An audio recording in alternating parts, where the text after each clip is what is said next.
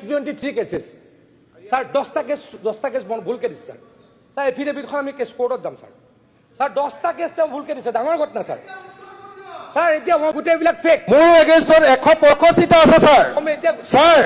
গোটেই অসমত তাৰ চৰকাৰৰ মুখ বন্ধ হৈ গৈছে স্যাৰ বন্ধ হ'বই নোৱাৰে মুখ বন্ধ হ'বই নোৱাৰে আপুনি যি মুখ্যমন্ত্ৰী পলাই গৈছে পষ্টটোৰ কাৰণে সুধি আছো জিডিএনটি সংখ্যা কিমান স্যাৰ জিডিএনটি সংখ্যাটো সুধিছো স্যাৰ ক'ব এলপি স্কুলত পঢ়ুৱাবলৈ পঠিয়াই দিয়ক স্যাৰ কৰিব লাগে স্যাৰ এখেতক এলপি স্কুলত আমাক যিটো সুধিছো সেইটো উত্তৰ দিয়ক স্যাৰ দিছো আপোনাক এখেতক এলপি স্কুললৈ পঠিয়াই দিয়ক স্যাৰ চৰকাৰে অসমত অপৰাধৰ হাৰ 28% হ্ৰাস পাইছে বুলি চৰকাৰী দাবী কৰিছে সেই পৰিসংখ্যা প্ৰস্তুত কৰোঁতে কেৱল নিয়মীয়া এজাহাৰ এফআইআৰ সমূহকে গণনা কৰা হৈছে নে থানাসমূহত পঞ্জীয়ন হোৱা প্ৰতিটো জিডি এন্ট্ৰি গোটেইবিলাক ফেক মোৰ এগেইনষ্টত 165টা আছে স্যাৰ স্যাৰ গোটেই অসমত মোৰ এগেইনষ্টত 32টা নহয় 165টা আছে সাপ্লিমেণ্টাৰী কুৱেশ্যনটো মই জিডি এন্ট্ৰিৰ পৰিমাণটো বিচৰাও নাছিলো জিডি এন্ট্ৰিৰ কথা উল্লেখে কৰিছিলো প্ৰশ্নটোত যে জিডি এন্ট্ৰি কৰাৰ পাছত আপোনালোকে তেনেহলে আমি কেনেকৈ দিম জিডি এন্ট্ৰি যদি ইয়াত লিখি থোৱা আছে ইয়াত জিডি এন্ট্ৰি কিমান আছে আপোনালোকে দিব লাগিব সাপ্লিমেণ্টাৰী কুৱেশ্যন হেতুকে বুলি কয় আপুনি দিছে নেকি ইয়াত জিডি এন্ট্ৰি সাপ্লিমেণ্টাৰী কুৱেশ্যন তাকে কয় যে যিটো প্ৰশ্ন ইয়াত দিয়া নাই আপোনালোকে এইটো সাজু হৈ আহিব লাগিব মই ইয়াত ডাইৰেক্ট সুধিছিলো এইটো স্যাৰ মোৰ প্ৰশ্নটো সুধি লওক স্যাৰ মোৰ প্ৰশ্নটো মই যি বুলি প্ৰশ্নটো কৰিছিলো চলিত 2026 চৰকাৰে অসমত অপৰাধৰ হাৰ 28% হ্ৰাস পাইছে বুলি চৰকাৰী দাবী কৰিছে সেই পৰিসংখ্যা প্ৰস্তুত কৰোঁতে কেৱল নিয়মীয়া এজাহাৰ এফআইআৰ সমূহকে গণনা কৰা হৈছে নে থানাসমূহত পঞ্জীয়ন হোৱা প্ৰতিটো জিডি এন্ট্ৰি স্যাৰ শুনি লওক প্ৰতিটো জিডি এন্ট্ৰি আৰু এনচি গোচৰ সংখ্যাকো ইয়াত অন্তৰ্ভুক্ত কৰা হৈছে ঠিক আছে মই ডাইৰেক্ট প্ৰশ্নটো সুধিছো এতিয়া মোক সংখ্যাটো দিব লাগে স্যাৰ সংখ্যাটো ডিটেইলছত তেখেতে কোৱাই নাই তেখেতে উত্তৰটো দিব লাগিব সংখ্যাটোৰ কথা তেখেতে কোৱাই নাই স্যাৰ উত্তৰটো দিব লাগিব মই দিম স্যাৰ সংখ্যাটোৰ কথা কোৱাই নাই আজি পলাব নোৱাৰে আপুনি কথাটো উত্তৰটো দিব লাগিব স্যাৰ মই উত্তৰ দিব দিয়ক ৰ'ব না আপুনি পলাই স্যাৰ উত্তৰটো দিব দিয়ক স্যাৰ মোক ক'ব দিয়ক আপুনি বহি লওক না স্যাৰ মোক ক'ব দিয়ক মই কৈ দিওঁ ঠিক আছে কওক স্যাৰ আজি অসম বিধানসভাৰ এই 126 জন সদস্যৰ ভিতৰত এইবেলি আৰু যোৱাবেলিৰ কৈছোঁ বিধায়কৰ কথা কৈছোঁ সকলোতকৈ fake case fake encounter fake শব্দটো পুলিচৰ ক্ষেত্ৰত ব্যৱহাৰ কৰা মানুহজন কোন অধ্যক্ষ ডাঙৰীয়া কোন অধ্যক্ষ ডাঙৰীয়া অধ্যক্ষ ডাঙৰীয়া অখিল গগৈৰ বিৰুদ্ধে অসমৰ বিভিন্ন থানাত 32টা কেছ আছে তেখেতে কৈ ফুৰে যে গোটেইবিলাক সেম তেখেতে কৈ ফুৰে গোটেইবিলাক ফেক মোৰ এগেইনষ্টত 165টা আছে স্যাৰ স্যাৰ গোটেই অসমত মোৰ এগেইনষ্টত 32টা নহয় 165টা আছে আৰু 50টা মান এতিয়ালৈকে মই একুইটেল পাই গলো 50টা মানৰ এতিয়ালৈকে একুইটেল পাই গলো স্যাৰ মই ইলেকশ্যন এফিডেভিটত ভুল ইনফৰমেশ্যন কিয় দিছে এইবিলাক নালাগে নহয় ব্যক্তিগত স্যাৰ মোক ক'ব নিদিয়ে কিয় মই যিটো প্ৰশ্ন সুধিছো তাৰ উত্তৰ দিয়ক স্যাৰ মোৰ প্ৰশ্নটো উত্তৰ দিয়ক স্যাৰ মোৰ প্ৰশ্নটো উত্তৰ দিয়ক স্যাৰ উত্তৰ দিবলৈ গৈ আছো না উত্তৰ দিবলৈ এক্সাম্পল দিব লাগিব আপুনি মই স্যাৰ উত্তৰ দিলে এক্সাম্পল দিমেই স্যাৰ উত্তৰ দিলে মই এক্সাম্পল দিমেই আপোনাৰ জিডি এন্ট্ৰিৰ তাৰ চৰকাৰৰ মুখ বন্ধ হৈ গৈছে স্যাৰ বন্ধ হ'বই নোৱাৰে মুখ বন্ধ হ'বই নোৱাৰে আপুনি যি মুখ্যমন্ত্ৰী পলাই গৈছে পষ্টটোৰ কাৰণে স্যাৰ মোক ক'ব দিয়া নাই স্যাৰ মোক ক'ব দিয়ক না স্যাৰ কথাটো ক'ব দিয়া নাই কথাটো ক'ব দিয়া নাই পলাই গৈছে আজি মোক বলব নাই মোক ক'ব দিয়ক এনে ফটোৱাটো কথা নক'ব স্যাৰ মোক ক'ব দিয়ক স্যাৰ মই ফটো দিবলৈ দিয়ক স্যাৰ বহি দিছে স্যাৰ ক'ব নিদিয়ে স্যাৰ মোক ক'ব দিয়ক মোক ক'ব দিয়ক মই কৈ আছো আপুনি প্ৰশ্নটো উত্তৰ দিবলৈ কওক স্যাৰ উত্তৰটো নিদিয়ে কিয় স্যাৰ অখিল গগৈ এই শব্দটো অখিল গগৈ আঙুলি টোৱাই কথা নক'ব এক মিনিট স্যাৰ মোক ক'ব দিয়ক মই দিয়াই নাই উত্তৰ দিম উত্তৰ দিম মই এই শব্দটো আমি এক্সপ্লেইন কৰিছোঁ আৰু মুখ্যমন্ত্ৰী ডাঙৰীয়া বিভিন্ন সময়ত বিভিন্ন দায়িত্ব পাৰ্লিয়ামেণ্টাৰী এফেয়াৰ্ছত দি যাব পাৰে তেখেতক দায়িত্ব দিছে এটা ৰিপ্লাই দিয়ক স্যাৰ মই মোক অকণমান ক'ব দিব ৰিপ্লাই স্যাৰ বিএনএছত কি হ'ল স্যাৰ বিএনএছত কোৱা হ'ল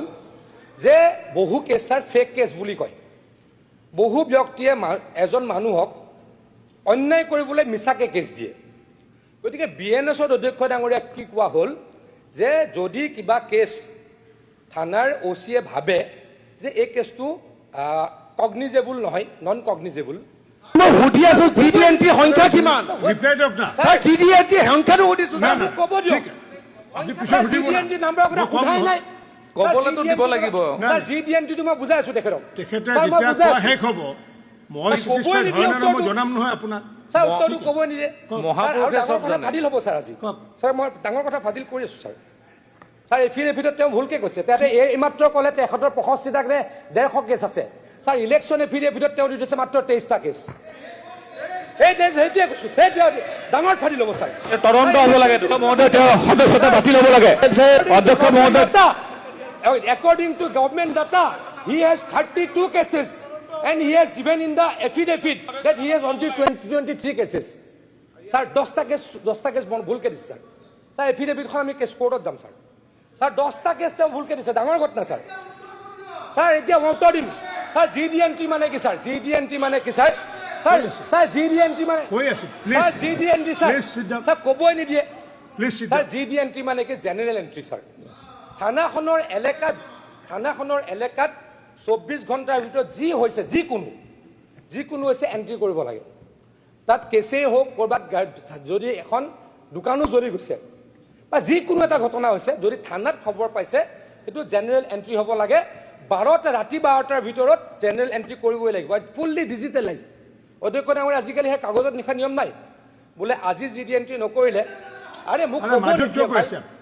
ক'ব নিদিয়ে আপুনি ক'লেই বস্তুটো আপোনাৰ ফাদিল হৈ যায় কাৰণে ক'ব দিয়ে মোক ক'ব দিয়ক প্লিজ ক'ব দিয়ক বুজাব Please, sir, দিয়ক please. স্যাৰ জেনেৰেল এণ্ট্ৰি আৰু FIRটো বেলেগ বস্তু স্যাৰ যেতিয়া BNSত এইটো লক্ষ্য কৰিলে বহুত মানুহক স্যাৰ জাপি দিয়া হয় স্যাৰ তেওঁৱে কৈ থাকে ফেক এনকাউণ্টাৰ তেওঁৱে কৈ থাকে ফেক কেছ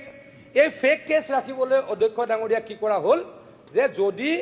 OC-য়ে ভাবে যে এই কেছটোৰ কোনো যথাযোগ্যতা নাই এই কেছটোৱে মানুহ এজনক কষ্ট দিবলৈ কৰিছে তেতিয়া তেওঁ DSPৰ পৰা পাৰ্মিশ্যন ল'ব লাগিব স্যাৰ DSPৰ পৰা পাৰ্মিশ্যন ল'ব লাগিব without permission from the DSP তেওঁ কেছটো হেৰি কৰিব নোৱাৰে তেওঁ ফৰৱাৰ্ড কৰিব নোৱাৰে এনকুৱাৰী কাৰণে দিব নোৱাৰে যদি DSPয়ে স্যাৰ যদি ৰেগুলাৰাইজ কৰে বা গো এহেড দিয়ে তেতিয়া তেওঁ এজন আয়োগ দি সেই কেছটোৰ 14 দিনৰ ভিতৰত প্ৰিলিমিনাৰী এনকুৱাৰী কৰিব আৰু যদি তাতে ভাবে যে এইটো কগনিজেবল তেতিয়া FIR হ'ব আৰু যদি ভাবে এইটো কগনিজেবল নহয় FIR নহয় স্যাৰ এতিয়া কথাটো কওঁ মানুহ এজনে ভাবিব পাৰে যে মোৰ কেছটো আয়োজনে বা OC-জনে অলপ গণ্ডগোল কৰি ৰেজিষ্টাৰ নকৰিলে তেতিয়া তেওঁ SPৰ ওচৰলৈ যাব পাৰিব স্যাৰ আৰু নহ'লে স্যাৰ কোৰ্টলৈ যাব লাগিব CR কোৰ্টটো পাৰিব স্যাৰ যিজন মানুহে ভাবে যে মোক বঞ্চিত কৰা হৈছে মোক কষ্ট দিয়া হৈছে মোৰ কেছটো ৰেজিষ্টাৰ নকৰি তেওঁ যাব পাৰিব SP লৈ তাৰলৈকে তেওঁ যাব পাৰিব কোৰ্টলৈকে স্যাৰ এইখিনি আছেই কিন্তু স্যাৰ মই আকৌ কৈছোঁ যে এই অখিল গগৈ ডাঙৰীয়াই কয় তেওঁৰ বিৰুদ্ধে এসোপা কেছ চব ফেক কেছ তেওঁ সদায় কয় চুৰ মাৰিলেও ডকাইত মাৰিলেও কয় বোলে ফেক এনকাউণ্টাৰ এইখিনি প্ৰতিৰোধ কৰিবলৈ অধ্যক্ষ ডাঙৰীয়া এই FIRটোক 14 দিনৰ কাৰণে প্ৰিলিমিনাৰী এনকুৱাৰী কৰাৰ ব্যৱস্থা কৰা হৈছে আকৌ কৈছোঁ অধ্যক্ষ ডাঙৰীয়া GD&Tটো হৈছে জেনেৰেল ডায়েৰী এণ্ট্ৰি এইটো থানাটোৰ ভিতৰত থানাৰ এলেকাত যি হয় যিকোনো ঘটনা কেছ দিলেও স্যাৰ এখেতক LP স্কুলত পঢ়ুৱাবলৈ পঠিয়াই দিয়ক স্যাৰ কৰিব লাগে অধ্যক্ষ ডাঙৰীয়া স্যাৰ এখেতক LP স্কুলত আমাক যিটো সুধিছো সেইটো উত্তৰ দিয়ক স্যাৰ এণ্ট্ৰি দিছোঁ আপোনাক এখেতক LP স্কুললৈ পঠিয়াই দিয়ক স্যাৰ আপুনি আৰে বহক। কথা ক'বলৈ আহিছে আপুনি। স্যাৰ এতিয়া মই এটা কথা কওঁ স্যাৰ তেখেতে স্যাৰ এফিডেভিটত ভুলকে দিছে ঠিক আছে স্যাৰ এতিয়া এফিডেভিটত ভুলকে দিছে স্যাৰ তেখেতৰ ইলেকশ্যনটো কেঞ্চেল হ'ব লাগে ঠিক আছে স্যাৰ ইলেকশ্যনটো কেঞ্চেল হ'ব লাগে উত্তৰ- স্যাৰ কোনো ঠিক পধ্যে আছে। মই আকৌ কৈছোঁ মই উত্তৰটো দিলোৱে কি উত্তৰ দিব লাগে বুজাক ভালকে বুজাব পাৰি আপুনি নুবুজো বুলি ভাবিছে কি বুজাম আপোনাক উত্তৰটো মই দিলোৱে GD&Tটো স্যাৰ বেলেগ বস্তু FIRটো বেলেগ বস্তু গতিকে FIRটো স্যাৰ মানুহক অযথা কষ্ট দিবলৈ সংখ্যা কিমান GD&T আপুনি মোক দিছে FIR সংখ্যা কিমান দিছে GD&T সংখ্যা কিমানটো লাগে মোক আপুনি GD&T সংখ্যাটো ক'ত দিলে সংখ্যাটো দিয়ক মোক নাই দিয়াই নাই আপুনি এতিয়া সুধিছো সাপ্লিমেণ্টাৰী কুৱেশ্যন সোধা নাই সাপ্লিমেণ্টাৰী কুৱেশ্যন ভয় খাব নালাগে কি মানুহ আপোনালোকৰ ভাণ্ডাৰ ইতিমধ্যে ফুটি গৈছে জনা মানুহে ইতিমধ্যে গম পাই গৈছে যে এই চৰকাৰখন 2 নম্বৰী চৰকাৰ এটা কথা এক মিনিট। এইটো উত্তৰটো দিবলৈ দিয়ক থানা স্যাৰ কিমান আছে এক মিনিট। 300 মান আছে এক স্যাৰ মিনিট। অসমত 300খন মিনিমাম থানা আছে তাত GD&T এইটো- কিমান 1 মিনিটত দিব গম পাৰি পাইছোঁ স্যাৰ 1 মিনিটত দিব পাৰি ঠিক আছে, মই গম পাইছোঁ। কি বুজি পাই স্যাৰ ঠিক আছে, স্যাৰ 1 মিনিটত মই ক'ব পাৰিম উত্তৰটো আপুনি কওক নেকি GD&Tটো এক মিনিট মন্ত্ৰী ডাঙৰীয়া GD&Tটো আপুনি ছাপ্লিমেণ্টাৰী সোধাৰ লগে লগে তেখেতে কেনেকৈ ক'ব পাৰিব যে GD&T কথাটো তেখেতে আপুনি ছাপ্লিমেণ্টাৰী সোধাৰ লগে লগে কেনেকৈ ক'ব পাৰিব তেখেতে কেনেকৈ দিলে কুৱেশ্যনটো চাই লওক 2 নম্বৰটো স্যাৰ মই গাই দিওঁ 2 নম্বৰটোত মই লিখিছোঁ যে চলিত 2026 চনত চৰকাৰে অসমত অপৰাধৰ সংখ্যা 28% হ্ৰাস পাইছে বুলি যি দাবী কৰিছে সেই পৰিসংখ্যা প্ৰস্তুত কৰোঁতে কেৱল নিয়মীয়া এজাহাৰ FIR সমূহকে গণনা কৰা হৈছে নে থানাসমূহৰ পঞ্জীয়ন হোৱা প্ৰতিটো GD&T আৰু NC গোচৰ সংখ্যাকো ইয়াত অন্তৰ্ভুক্ত কৰা হৈছে নাম্বাৰটো ক'ত বিচাৰিলে স্যাৰ কক